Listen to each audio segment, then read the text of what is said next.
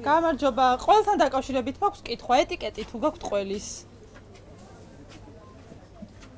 ეტიკეტი გაქვთ ყველის?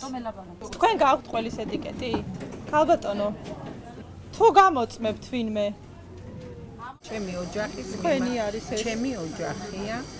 ეტიკეტი არაფერი არ მაქვს, ჩემი გოგო მე მომაქვს ჩემი სახლის შვილი. და კანონის ახალი მოთხოვნა როა ეტიკეტთან დაკავშირებით გაგაფრთხილოთ. გაგვაფრთხილებენ, ჯერ არა ვართ გაფრთხილებული, გაგვაფრთხილებენ იმასაც გავაკეთებ.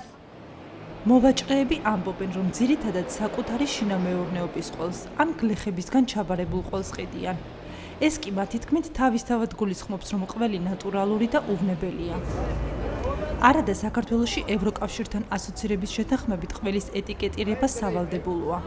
2017 წლის ივლისიდან ყველი მხოლოდ იმ პროდუქტს შეიძლება დაეწეროს, რომელიც ნატურალური რძისგან მზადდება. მაგალითად, თუ რძის პროდუქტი შეიცავს მხოლოდ რძისთვის დამახასიათებელ კომპონენტს, ასეთ რძის პროდუქტს შეიძლება დაერქვას რძის ნაწარმი, ყნებავთ ყველი, ხაჭო, არაჟანი და ასე შემდეგ. თუ იგი შეიცავს რძის კომპონენტების გარდა კიდევ მცენარე ცხენს, მას არ შეიძლება დასახელებაში ეწროს ყველი, ხაჭო, კარაქი და ასე შემდეგ. ეს მას უნდა ეწროს მხოლოდ რძის შემცველი პროდუქტი. გარდა დასახელებისა, ყველი სათანადოდ ეტიკეტირებულიც უნდა იყოს. მოთხოვნები განსაკუთრებით გამკაცრდა იმერული ყველის მიმართ.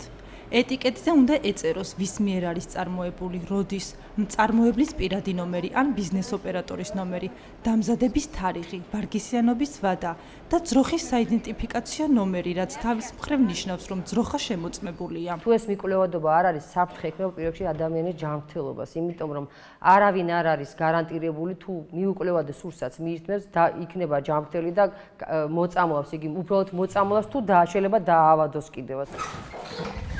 ექიმები ამბობენ, რომ დაავადებული რძისგან მომზადებული იმერული ყველისგან ადამიანები შესაძლოა ბრუცელოზითაც კი დაინფიცირდნენ. შესაძლებელია ადამიანი დაავადდეს ზუსტად დაავადებული ცხოველისგან დამზადებული ყველის მიღების შედეგად. ეს დაავადებები საკმაოდ მწვავედ მიმდინარეობს. დაავადებას ახასიათებს მაღალი ტემპერატურული ცხელება, საერთო სისუსტე, ოფლიანობა. იმერული ყველისგან ბრუცელოზით ადამიანების დაავადების შემთხვევა თბილისში რამდენიმე ხნის წინაც გამოვლინდა. თუმცა მაშინ ეტიკეტის არ ქონის გამო ყველის მწარმოებელს ვერ მიაკლიეს. სარეწაო ქსელში კი მივაკულიეთ და სარეწაო ქსელში კი სანქციები გავატარეთ, დავაჯარიმეთ და შევწყვიტეთ მისი ფუნქციონირება, მაგრამ ფაქტი ის იყო, რომ მოსახლეობა დაავადდა ბრუცელოზით, რომელიც შეიძინა სამომხმარებლო ქსელში შეძენილი ყველიდან, ფიზიკური პირისგან გავრცელებული ყველი იყო. მაღალი რისკის მიუხედავად სურსათის ეროვნული სააგენტო ბაზრების სათანადო კონტროლს ვერ ახორციელებს. გარდა ეტიკეტირებისა, ყველი მხოლოდ დახლმაცივრებიდან უნდა იყიდებოდეს. თუმცა, როგორც აღმოჩნდა, ბაზრებში ეს მოთხოვნაც არ არის სათანადოდ შესრულებული. ყოველწლიურად საქართველოში ბრუცელოზით საშუალოდ 200 ადამიანი ავადდება. მათგან მესამედ შემთხვევაში რისკ ფაქტორი რძისა და რძის პროდუქტების მოხმარებაა.